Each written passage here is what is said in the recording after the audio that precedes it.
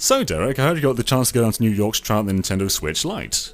I did. I actually got invited by Nintendo to come up there and play the Switch Lite for about an hour and a half and really get a sense of how it's different from the normal Switch, which is interesting to see because we do now have that Switch revision that's out there that has even better battery life. And I guess the whole idea of this preview was to give a better sense of why this works as a portable console, why Nintendo is going this route.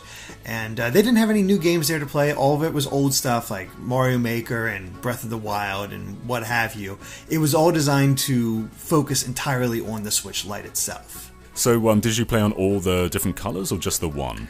I played on the grayscale version and the yellow version. The blue version was highly in demand because I was with different people. The way it sort of was set up is that we got to the location, signed in, and then we were assigned a person who basically was monitoring each Switch Lite. If you wanted to have a different color, you had to switch a person too, because there's no tether to them, but basically they did not leave that thing from their site. But they also helped out and answered any questions you might have and things of that nature. So I got the chance to go on with both, and we had those pictures from Gamescom where we showed off all the colors. It was really, I didn't feel like there was too much of a need to go into like all the different colors, but you see some pictures of the gray one and the yellow one, and they're nice. I mean, I guess seeing them in pictures is kind of different to seeing them in person, but what was your favourite colour out of the ones that you got to play around with?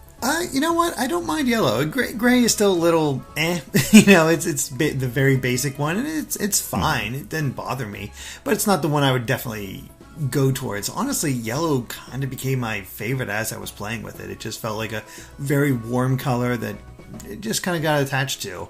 The thing is, the system feels good. It definitely feels like a smaller Switch. It doesn't have the Joy-Cons disconnected, but because of that, it also feels a bit firmer, like it like a complete system rather than, you can kind of feel a little bend to the Switch when you're using them with the Joy-Cons in handheld mode. I guess the same is kind of true with the 2DS. I always felt that was really comfortable to hold. So how are the buttons on the Switch Lite? Like, how's the D-pad and how are the shoulder buttons on this thing? As far as the buttons, they feel basically the same as what we've had before. Obviously the controller is a little smaller because they have a size comparison with the Joy-Con, and they are about an inch smaller than what it is before. But the button sizes feel, I don't know if they're changed. I didn't think to directly compare that, at least to make a mental note of it, but they still felt comfortable. I had no issue hitting the buttons using anything. The analog sticks basically felt the same as what they are on the normal Joy-Con, but the big highlight for all of this is definitely the D-pad. It is not segmented at all. It's not like they just have the segmented buttons and just pop the D-pad on there and called it a day. Like, no, this is an actual D-pad. And I'm a person who actually didn't mind the segmented buttons for the digital control for 2D games. Like, I got used to it. I was like, okay, this isn't so bad. But as soon as I started using the actual one, boy, I couldn't go back. It was hard to go back. It was like, this just feels so comfortable and so good, and just made me think, why didn't Nintendo just release a version of the Joy-Con that actually has a D-pad on it? Because it really, I almost think it felt better than the D-pad on the Pro Controller. I wouldn't be surprised, because the Pro Controller actually does use 4 buttons. It's just that there's a D-pad mesh on top of it. So if you click down, you can feel like a quite a clicky response. So I wonder if the Switch Lite has the same kind of thing, or whether it's just a proper, full-fledged D-pad. It's hard to say for sure without doing a deeper look at it, so I don't want to be definitive on this, but it feels like a proper one. Nice. So this could be one of the best ways to play Switch games. At least the 2D games, yeah. Yeah, like when playing Tetris 99 on Switch, I'm always having problems with the Pro Controller because that kind of button layout doesn't really work very well for precision movements. So the best way to play that is with that split Joy-Con. But maybe now the Switch Lite might be the most comfortable way to play that kind of game. It's very possible. The thing is, it's like, there's a lot of the obvious things that have been changed, like the matte finish, so it definitely doesn't pick up on the oils from your fingers anymore. It was hot out, so my hands were actually naturally sweaty, and it didn't carry that moisture at all. Like, it didn't feel like it, and it had a bit of a not a rough texture, but it was definitely more coarse than what you're used to with the normal Switch. And it wasn't uncomfortable at all. It allowed a bit more grip to the system, which is good because it is meant to be portable. So it all worked out really well and honestly felt really comfortable. Sounds really good for kids as well. Like the way you're describing it makes it sound very durable. And I wonder if, like, you dropped it, if it would be fine. I guess the analog sticks are kind of a natural protection against the screen anyway, because if it falls, it's going to bounce off those. But it sounds pretty sturdy. Yeah, I asked them if I could drop it and test that, but they didn't let me. No. They were a little against that. But yeah, it felt good, and otherwise, the system looks pretty much the same, just a little bit smaller than the normal Switch. All the inputs are basically in the same exact spot. The volume control, audio jack, where you put your game cards in. The grill for the airflow at the top is a little bit different, designed differently, and we'll have a comparison up with the Switch itself so you can see those changes yourself in another video. That's the only major change I saw. If you look in the back, the kickstand, of course, is not there anymore. It's been removed completely, and that's where they hid the mini SD card slot for expanding your memory, and now that's just out in the open. It's just like a little tab that you flip up, almost like the game card slot at the top.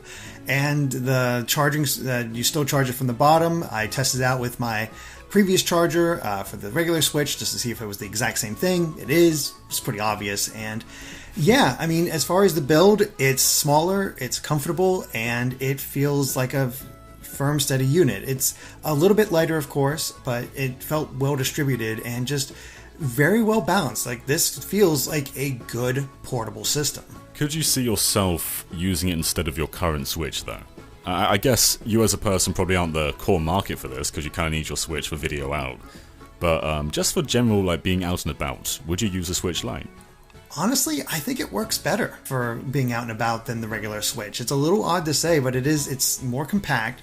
It still looks really good. The screen's, pops and all that. And it just felt like a natural fit. Now, I don't do handheld mode that often unless I'm traveling, so I never felt a need to get it. And I don't feel like the Switch Lite is quite marketed towards me because I am mainly focused on TV gaming as far as that's concerned. But as far as actual handheld gaming, this does feel like a better alternative to the normal Switch. The normal Switch, of course, has that back and forth mentality that works really well. But it does work well. Now, one thing that might run into issues, I'm not sure, is that there is no auto brightness mode. Don't know exactly the reason for why that's not there, but it might be to do with the finish, where they'd just be more expensive to get that in, or they're just trying to keep costs down, or something like that. But that's a little different. But when I turned that off on my normal Switch and compared the brightness, they were basically exactly the same. So you're basically getting this exact same system with slightly better battery life and a lot more portable as far as packing it along and taking it places and whatnot. And you'll be interested in this. It still has full gyro control. Nice. I was playing Breath of the Wild and I was using it to aim the arrow and was all good to go. So basically all the features that you know of from the Switch are still there outside of the auto light balancing and actually being able to dock. Nice. That's really impressive stuff. So games like Splatoon 2 will play just fine on the Switch Lite. Yep. One thing that people are going to say in the comments is, does it have Joy-Con drift? And I know this is basically impossible to test just from a demo, because Joy-Con drift is something that builds up over time. But did you feel like the analog sticks were a bit different on the Switch Lite, or did they feel kind of similar to the current Switch? They felt kind of similar. Like, I held one, played around with it, but went to the other, played around with it, and it basically felt the same. Now, that doesn't necessarily mean anything. I don't know if that's going to affect things, because it's mostly internal, so I'm not sure if that's a big change. I did ask them about this. I forgot to do it at the event itself, but I reached out to them before this in order to get a statement about what they might do and how, if people have to be fearful of Joy-Con drift. And Nintendo of America just put it out there themselves, saying, we expect our hardware to perform as designed. That's basically a very stock answer. Can't expect much out of it. It doesn't give us any information, but I'm assuming they're going to try to prevent it from doing the whole drifting aspect, I hope. And the thing is, it is all one unit. If you go to the Find controllers, the icon just shows a Switch, like the Switch Mini itself, in whole, rather than having the core system in the middle and the two Joy-Cons on the side. So yeah, that's probably not the best answer, but we can't expect much more out of them than that.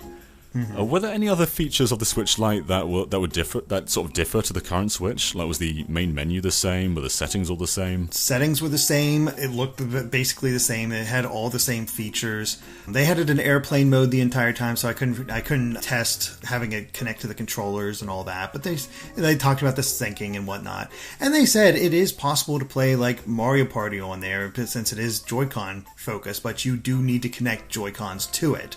So you can use it, but it's not exactly... You have to actually have the extra Joy-Con. So every game that can be played on the Switch can be played on the Switch Lite, but you have to have extra controllers in order to actually do that. So it's not exactly the most convenient option, but it is there. And I guess also one limitation as well is there's no kickstand. So games like Mario Party, you have to kind of prop up the Switch Lite to play.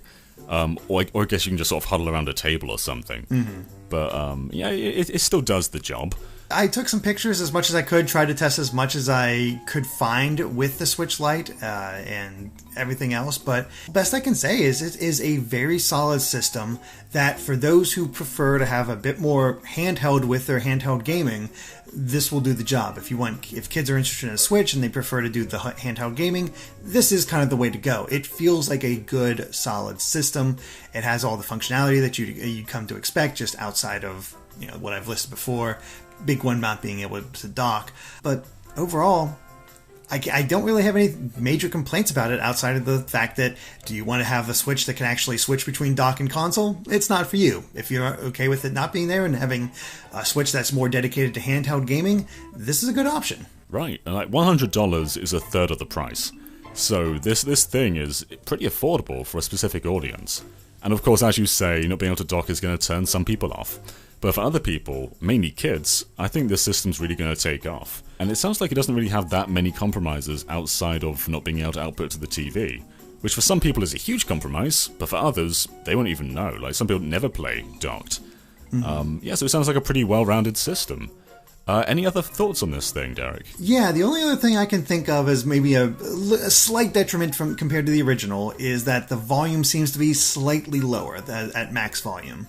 Like I was trying to do it like very unscientific, but I had Mario Maker running on both systems and turned it up to the max and tried to listen to see which one was louder, and it felt like the original Switch was just a little louder. Still fine, like it wasn't like it was a major difference, but just a slight difference is that as far as that's concerned. I guess on the topic of differences, did you get a good look at the viewing angles? Like if you're looking at it from the side, could you still see the screen properly? A bit. I got a little taste of that as I was trying to record me playing gameplay in front of the camera, so I had it's going at a weird angle as far as that's concerned.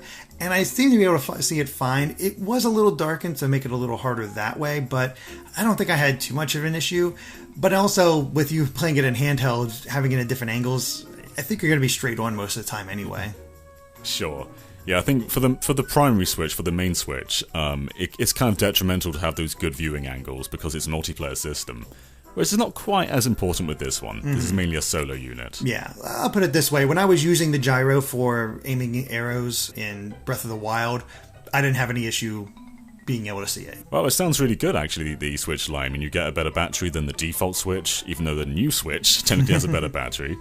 It's more portable. It sounds like it has very few compromises in the grand scheme of things. Yeah, it's a fine little system. It really does come down to whether or not you want to focus on handheld gaming or being able to go back and forth between handheld and console gaming. That's really the only major thing, and honestly the big takeaway I had from all this is I want an actual Joy-Con with a D-pad. Yeah. It felt really good. I guess that's the biggest pro about this thing. Some people might even buy it just for that D-pad. Yeah, it could be. It'd be great for the 2D gaming, so if you want to play Mario Maker or Donkey Kong Country or any number of indie games 2D-wise, there you go, that D-pad. Right, I think that's everything for today. The Switch Lite comes out in just over a month on September 20th, the same day as Link's Awakening, and we're going to have a lot more coverage on that here on the channel. So until then, be sure to subscribe to Game Explain for a lot more on the Switch Lite, and of course ring that bell as well, and other things gaming too.